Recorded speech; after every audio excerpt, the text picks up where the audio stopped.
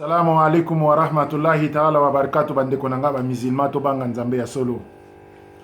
To banga nzambe ya solo avant ekomela biso pasi mokolo ya kiyama. Nazana hadis moko nazana besoin ko kabola na bino lelo. Hadis wana ezali kolobela mingi ndenge nini to sengeli to tosa nzambe pe to banga mibeko na ye ya solo bandeko nanga ba musulman. Mokolo ya kiyama ezana batu mibale nzamba ko bimisa bango na kati ya lifelo. Nazana ta minute ezali moke pona okende na ba detail nyonso.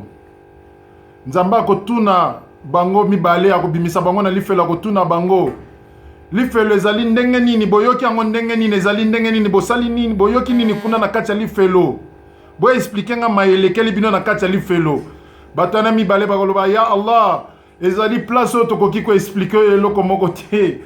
Koleka ezali the worst place place eleki mabe makasi eloko moko te ya bien ezali kuna ezali kaka pasi na pasi mikakatano na mikakatano ndenge to bimi mwa minute mukie awa to moni ke no ya solo ezali place te osengeli mutu akoki kosenga na nzambe ata moninga na ye ou bien ennemi na ya kota esika wana.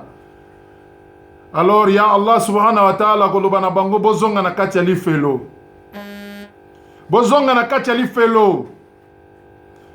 Oya liboso akozwa ba shena lati na kingwa mikangi na makolo kangi na maboko abandi ko pakata mbangu. Direction na ye na lifelo. Abandi ko pakata mbangu. Ya mibale a ole akima mbangu akobanda ko yima zo tambola zo ko yima za ko lela za ko yima. Allah subhanahu wa ta'ala ko benga oya liboso. Bisi stop. Zonga na no awa.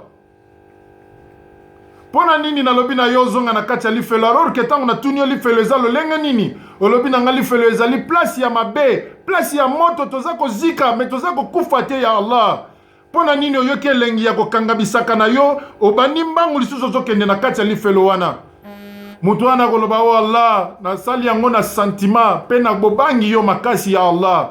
Na tangu nazalaki na mokili nazwaki tante ya kotosa yo nazwaki tante ya kosalela baposa na yo nazwaki tante ya koyokela yo alors nalobi mbalo ye na yo kata mibeko ya nzambe pona mbala moko tango alobi na sala yango na volonté nyonso atako ezali ya pasi na salela yango po ya Allah amona ke na obeiri ye mbala oyo ya Allah oloba na ye likolo ya kobanga ngai na limbisi masumu na yo na longoli yo na jahannam akotuna ya mibale yo na pesi yo mibeko okende kokota na kati ya lifelo ozonga na lifelo pona nino za kotambola za kobudo za koyima za kolela alobi ya Allah tango nazalaki na lifelo na ndimaki te kobimisanga ya Allah mais lelo tango bimisinga na moni ke grâce na yo na mawa na yo na makasi na yo ezali munene likolo ya bikelamu na ye alors tango lobi na ngana zonga na kati ya lifelo na lobi ya Allah o baloba kazalaka na mawa za na bolingo est-ce que za ye mutu to solola na ye